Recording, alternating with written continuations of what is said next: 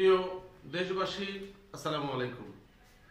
আপনি জানেন যে গত 24শে জানুয়ারি লক্ষ্মীপুরের রামগঞ্জ উপজেলার হাজিপুর পাটানের বাড়িতে যে তাফসিরুল কোরআন মাহফিলটি অনুষ্ঠিত হয়েছে, সেই মাহফিলে মনির হোসেন ওরফে শঙ্কর অধিকারী তার সপরিবারে জনাব আমির হামজা 4 জনকে শাহাদা পাঠ করিয়েছেন।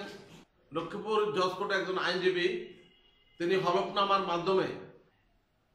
মাধ্যমে ঘোষণার পরপরই আমির হামজা 4 জনকে এবং মিজানুর রহমান আজহারের উপস্থিতিতে 7 জনকে শাহাদা পাঠ করিয়ে ইসলাম ধর্মে দীক্ষিত করেন।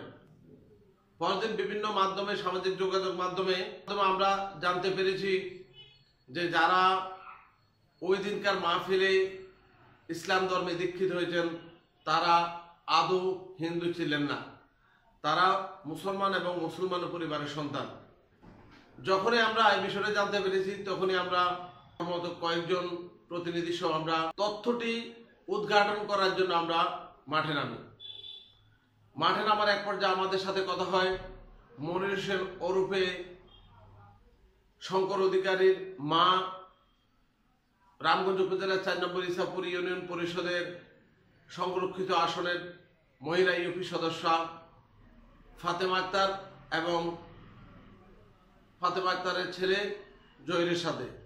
তাদের সাথে কথা বলে আমরা জানতে পেরেছি মনির হোসেন ছোটবেলায় বাংলাদেশ থেকে হারিয়ে চলে যায় ভারতে, সেখানে হিন্দু ধর্ম গ্রহণ করে বিয়ে করেন। সেই পরিবারের সন্তান গত আগস্ট মাসে 2019 সনের আগস্টে ফিরে আসে বাংলাদেশে সপরিবারে। তার মা এবং তার অন্য ভাইয়েরা তাকে জানান, যদি তুমি মুসলমান হতে পারো সপরিবারে তাহলে আমাদের সাথে বসবাস করতে পারবে। স্থানীয়দের সাথে কথা বলেছেন মনির হোসেন ওরফে শঙ্কর অধিকারী। কথা বলার পরে তিনি সিদ্ধান্ত নেন মিজানুর রহমান আজহারের মাহফিলে তিনি সপরিবারে লক্ষ মানুষের সামনে ঘোষণা দিয়ে তিনি মুসলমান ধর্মে দীক্ষিত হবেন।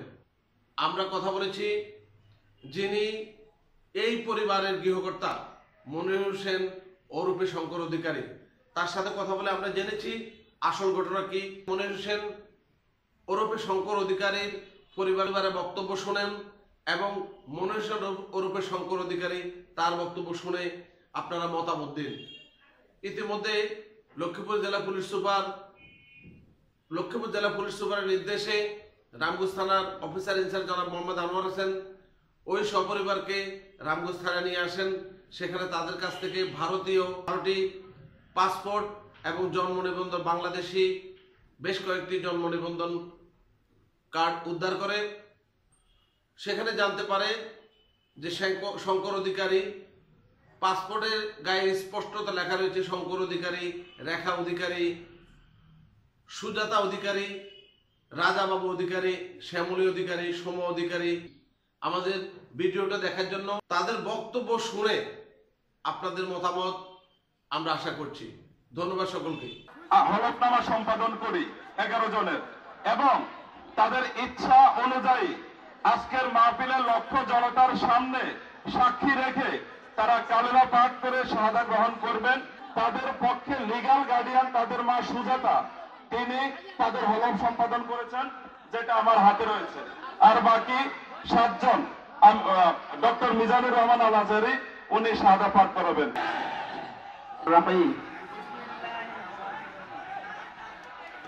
পর্দার ভেতরে 2 জন মহিলা আছে। ইলাহা ইল্লাল্লাহু মুহাম্মাদুর রাসূলুল্লাহ আশহাদু আল্লা ইলাহা ইল্লাল্লাহু ওয়াহদাহু লা শারীকা লাহু ওয়া আশহাদু আন্না মুহাম্মাদান আবদুহু ওয়া রাসূলুহু। আমিন।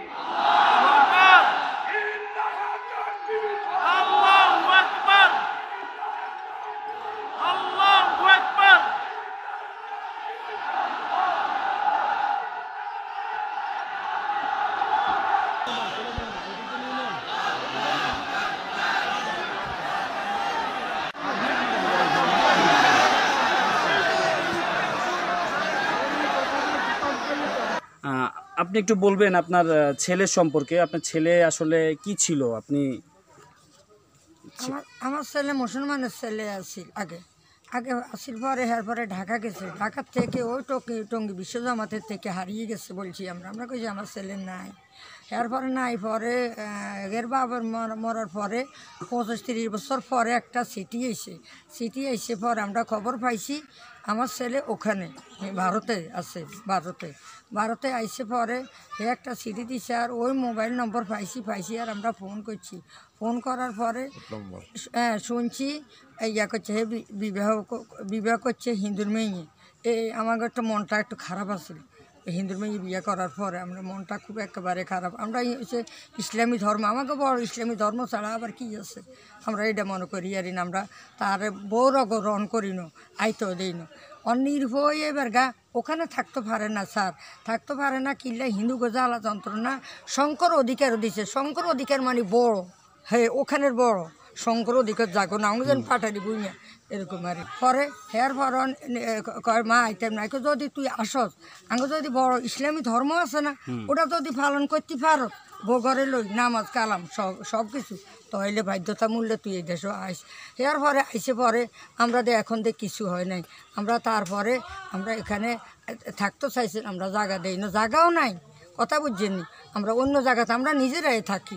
এরপরে কারণবশতে হয়তো সাঙ্গিরিয়া একটা বাড়ির মধ্যে যাইয়া উনি ওখানে তারপরে আপনারা পরিচয় দেন কারণ কি? কারণ সে তার ফ্যামিলি পুরোটুকু হিন্দু, এখানে আমরা পরিচয় দিই না, আমরা সবারই জিজ্ঞাসা করি, আমরা গ্রহণ করছি মানে সেই দিন যেদিনকে মুসলমান হইয়া তার ফ্যামিলি নিয়ে আসতে পারে সেদিন আমরা গ্রহণ করব।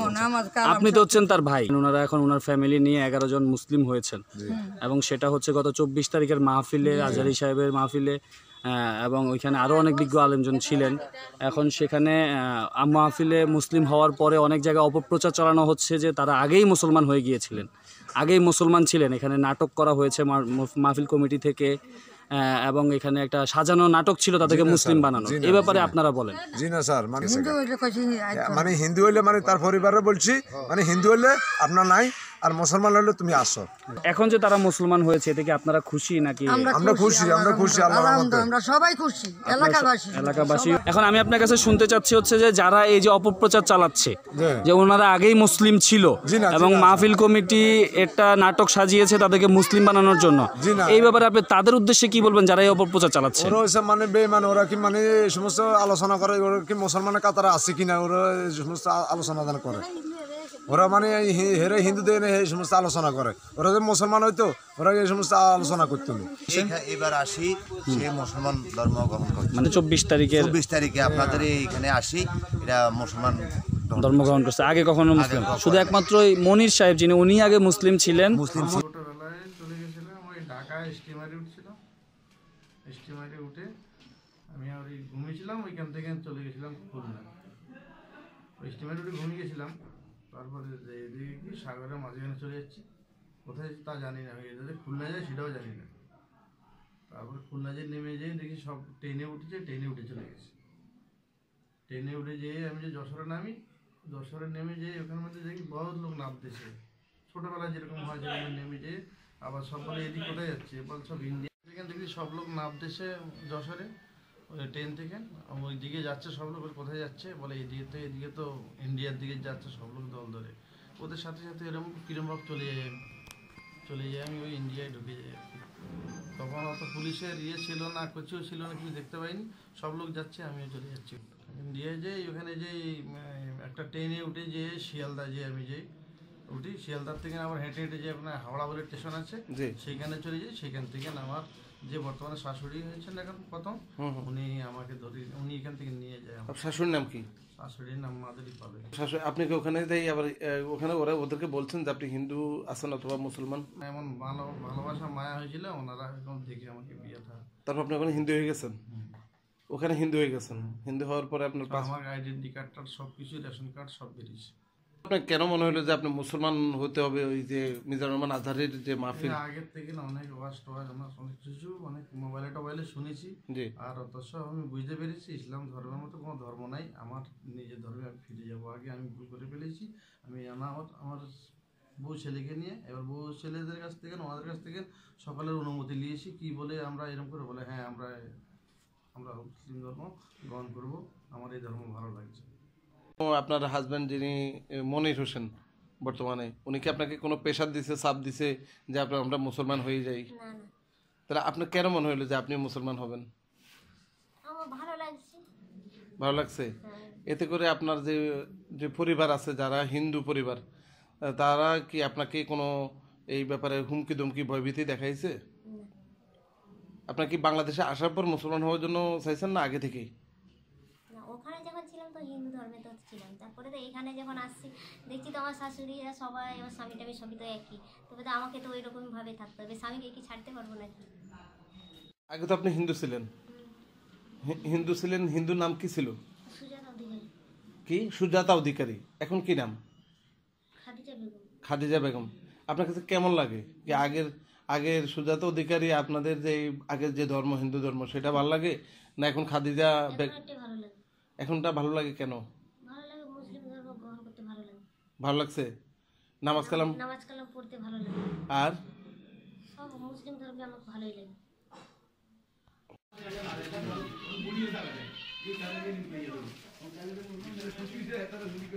আপনার নাম কি? শঙ্কর অধিকারী। শঙ্কর অধিকারী, রাজাবাবু অধিকারী। তুমি কেউ ইন্ডিয়া থেকে আসছো? শ্যামলী অধিকারী। তোমার? সোমা অধিকারী। আপনার নাম? সুজাতা অধিকারী। তোমার?